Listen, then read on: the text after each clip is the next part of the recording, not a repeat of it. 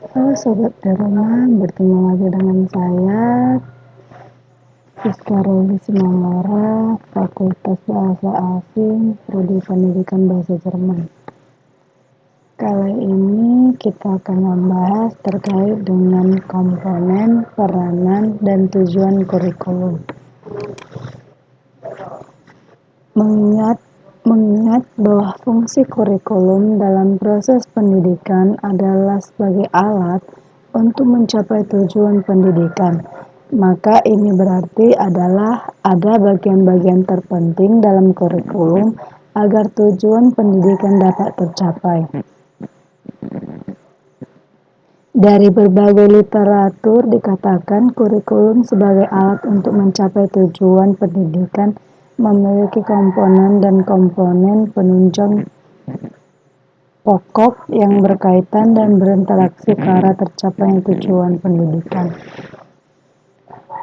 Tujuan pokok dari kurikulum meliputi yang pertama itu tujuan, yang kedua isi atau materi, yang ketiga strategi pelaksanaan, yang keempat evaluasi.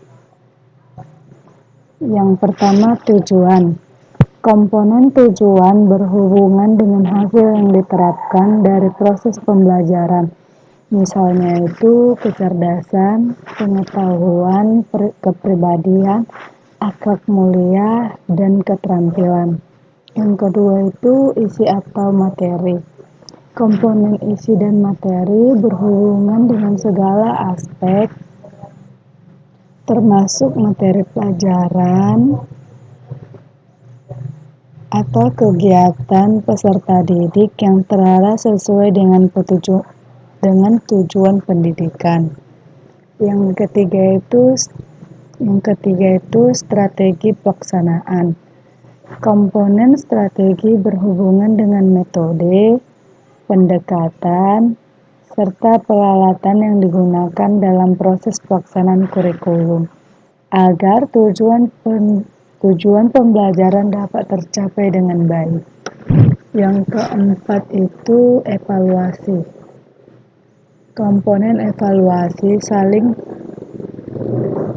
berhubungan dengan proses penilaian terhadap tingkat tercapaian tujuan dan efektivitas suatu kurikulum dalam proses pembelajaran.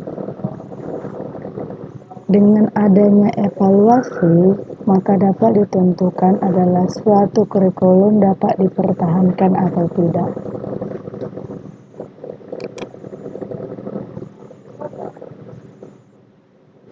Yang ketiga itu peranan kurikulum.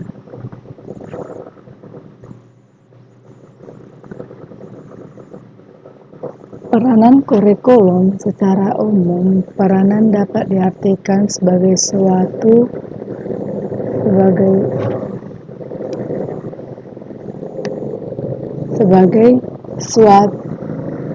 sikap atau perilaku yang ditunjukkan atau dijalankan oleh subjek karena hak dan kewajiban yang melekat pada status dan kedudukannya.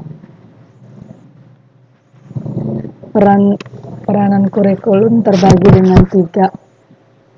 dengan tiga bagian, yaitu yang pertama peranan konservatif, peranan kreatif, peranan kritis atau evaluatif. Peranan konservatif maksudnya transmisi nilai-nilai masa lalu yang dianggap masih relevan dengan masa kini.